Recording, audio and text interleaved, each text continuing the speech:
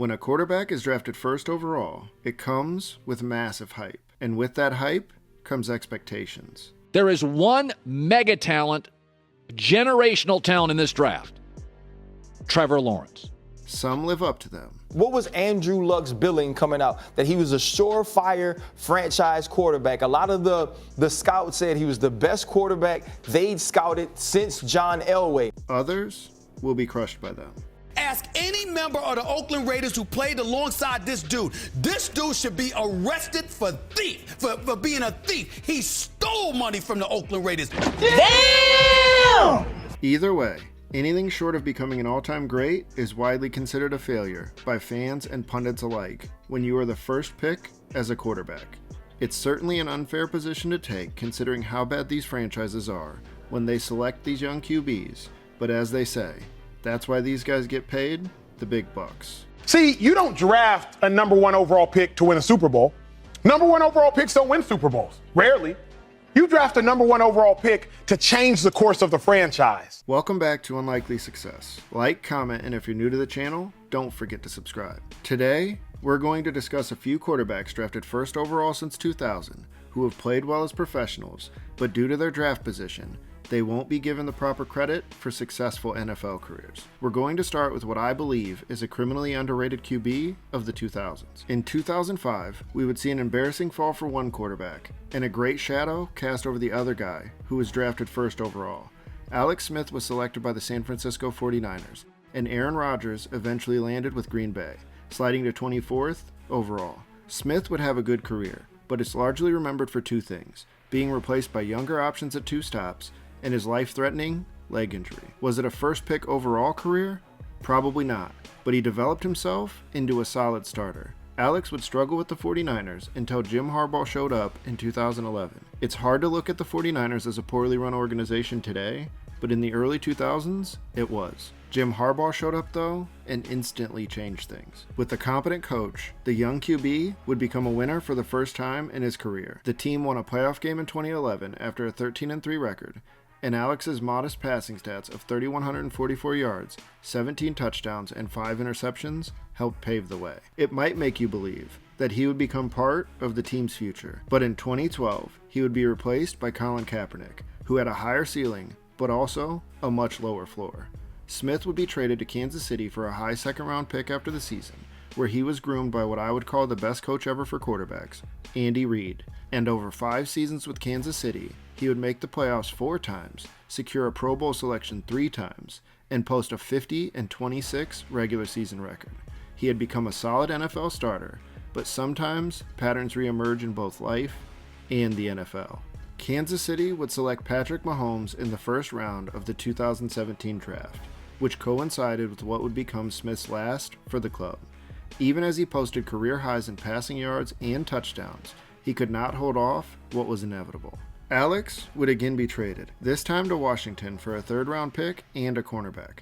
Upon his arrival, he would be given a contract extension, and things appeared promising as the team went 6-4 in his starts, but a gruesome leg injury would alter Smith's career forever. He would miss the entirety of 2019 and nearly died, based on reports. In 2020, he miraculously started 6 games, going 5-1, but it was clear he was not meant to play much longer.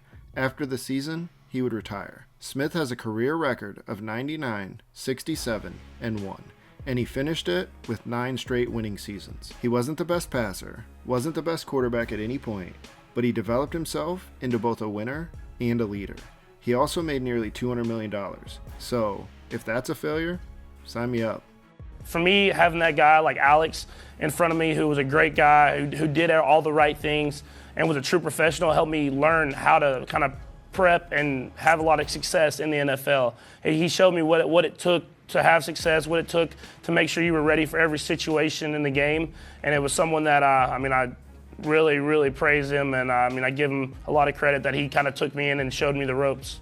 Next up, 2016's first pick, Jared Goff. This would start an F them picks mantra from Rams management. Goff would have a rough rookie year, but there was a coaching change that would alter his trajectory forever. Enter new head coach Sean McVay, the youngest in NFL history, and a game changer for the recently relocated Rams. The new coach would help his young QB lead one of the NFL's most dynamic offenses from 2017 to 2020. The LA Rams, led by Goff, would go 42-20 over 4 seasons with McVay and appear in a Super Bowl, but it was not as rosy of a situation as the record may seem. Goff was seen as a direct byproduct of McVay's genius instead of a capable quarterback. He was often cited as needing his head coach to decode defenses and dictate which play to run rather than the quarterback having control.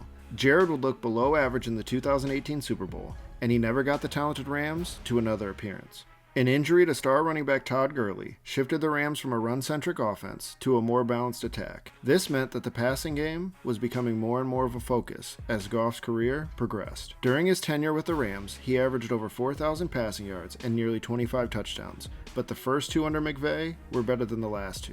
And by the end of the 2020 season, a divorce was inevitable. Goff would be traded for Matthew Stafford as part of a massive deal. From the Rams' point of view, they were getting a quarterback who could take over games, something that they were not convinced that their current starter would ever be able to do. As Jared went to Detroit, though, he was seen as a throw-in that the Rams wanted to offload, but from a Lions perspective, this was not the case. In less than 3 full seasons, he has led the hopeless Lions to not only their first playoff win in over 30 years, but a second and nearly a Super Bowl bid. For his career, he has thrown for over 30,000 yards, 185 touchdowns, made 3 Pro Bowls, and posted winning records in 6 of 8 seasons. His playoff record has been a solid 4-4, but similar to Alex Smith, Goff will never be seen as elite at his position. He carries the stigma of being a game manager, but I would contend this is no longer fair. Dan Campbell and Ben Johnson have fully handed the keys over to one of the NFL's best offenses, and Goff is posting similar numbers to his best days as a Ram. He has become one of the better quarterbacks in football, and like it or not, there's a pretty good chance he lands himself in the Hall of Fame. He has been the leader of 2 different Super Bowl caliber teams. It may not look how you want it, but he is an effective quarterback. The Rams have made a colossal mistake. You don't think Goff can play? Well, this is what I know. The players that can play, we watched them play yesterday, unless they were on a bye. So you can't tell me. All the good players are playing. All right? That's how I know he can't play. I haven't been to one practice, but him being inactive, Case Keenum and someone in the organization making a constant case for Case Keenum to be my starter. Oh, and I'm just going to throw a little sidebar. And we just moved from St. Louis to L.A. Like, when are the cookies going to be ready? When the stadium's ready? I mean, my goodness, like, I need the cookies now. I'm in L.A. I don't care if he completes 50% of his passes. He'll get better in the game than he will sitting on that side. How does it play in the locker room with Goff not playing, do you think? The guys know he can't play. They see him in practice. They know he can't play. The final name on this list is from the 2018 draft. It was an exciting quarterback draft class on paper, and Baker Mayfield would be selected by the Cleveland Browns over Sam Darnold, Josh Allen, Josh Rosen, and Lamar Jackson. Mayfield had been a controversial college figure at Oklahoma, but his talent was undeniable. The Browns won 4 total games over 3 seasons prior to Mayfield's arrival, and they were a terribly run team. Baker would lead them to 6 wins in his rookie season, and the team started to turn things around. He would even be the quarterback of the franchise's first playoff win in 18 years, but injuries impacted his 4th season, and Cleveland would trade for Deshaun Watson. It's a move today they probably regret. But that's only after the last few seasons have played out, because Baker would go on quite a journey himself. He was traded to the Panthers by the Browns for a 5th-round pick. Baker Mayfield is coming off an injury. Hell, he only went to one playoff game with led him to the playoff once with all that talent. So am I supposed to expect Baker Mayfield to work miracles with less talent when he couldn't do more with more talent? Cut by Carolina during the season, picked up by the Rams, and landed himself on a cheap deal with the Bucs in 2023. Many, by this point, were out on Baker, but Mayfield had plans to rewrite the story of his career. In Tampa, he would lead an improbable playoff appearance, earn a new contract, and has found his way back to being a media darling. Mayfield has a full video on this channel just prior to last season, and I think it holds up pretty well these days. For his career, he is 42-47 with a 2-2 playoff record. He's thrown for over 20,000 yards, 130 touchdowns, and proven himself as a capable leader. He's definitely not the best quarterback in his draft class, but that's because Lamar and Josh are very special talents. Baker has become more than a serviceable QB, in spite of the odds and struggles. His ability to survive and succeed is pretty admirable, in my opinion. See, you don't draft a number 1 overall pick to win a Super Bowl. Number 1 overall picks don't win Super Bowls. Rarely. You draft a number 1 overall pick to change the course of the franchise. And that's exactly what Baker Mayfield did. So it may not have worked out for him thus far in Carolina, but he changed the trajectory of the Cleveland Browns. And for that reason, there's no possible way that Baker Mayfield is a bust.